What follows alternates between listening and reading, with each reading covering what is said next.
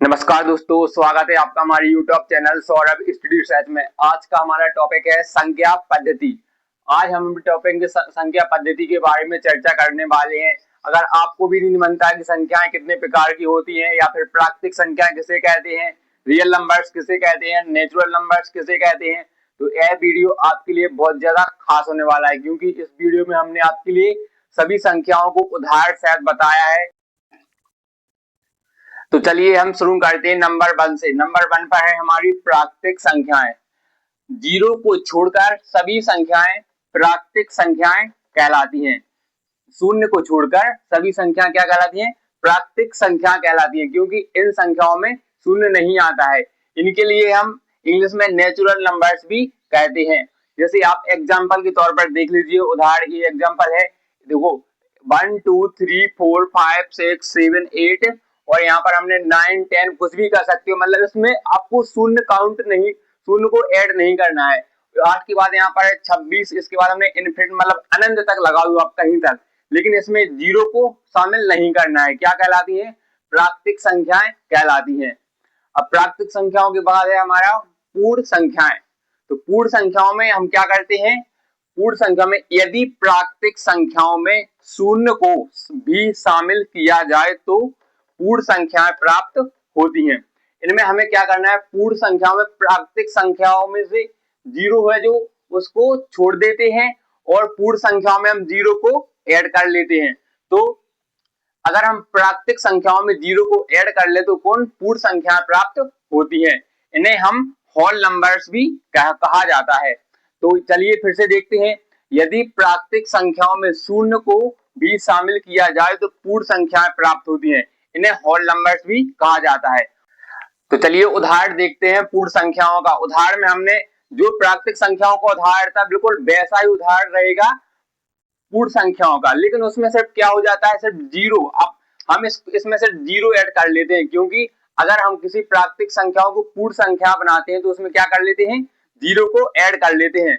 तो अब ये क्या हो जाती हैं? अब ये सभी संख्याएं पूर्ण संख्याएं हो जाएंगी। उसके बाद देखते हैं हम भाज्य संख्याएं। पूर्ण संख्याओं के बाद देखते हैं हम भाज्य संख्याएं।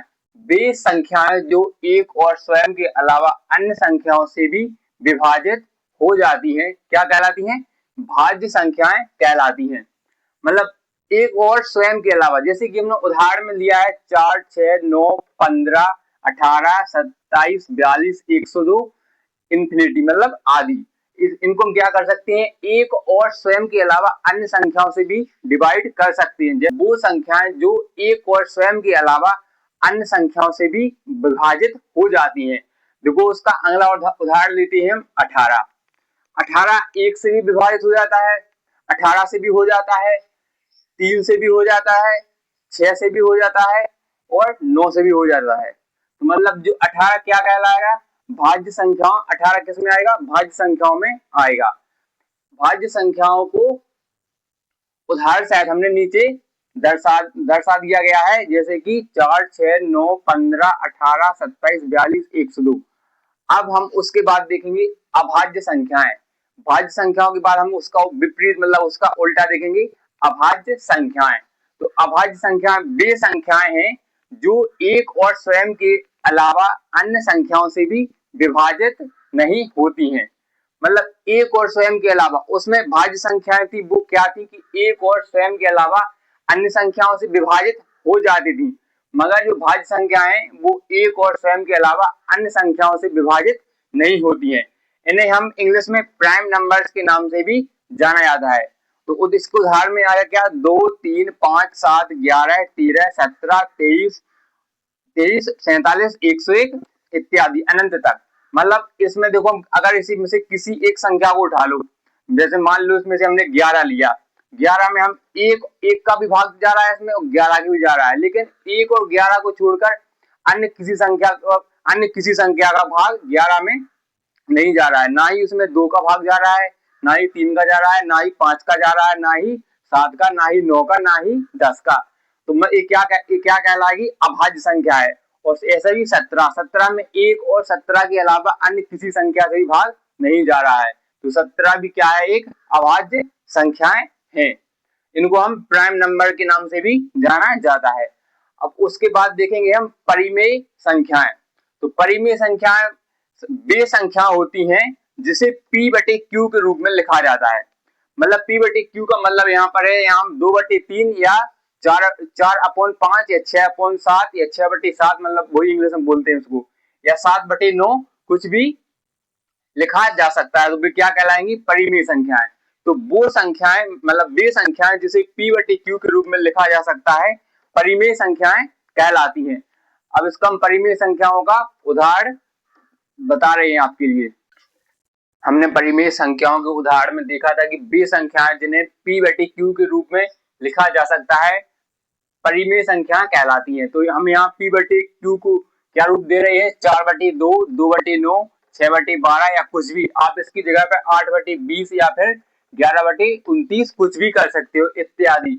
मतलब वे संख्याएं जिन्हें P बटे Q की जगह पे आप लिख सकते हो 6/12, 8/20। तो बहुत ज्यादा सिंपल है। तो क्या कहेंगे?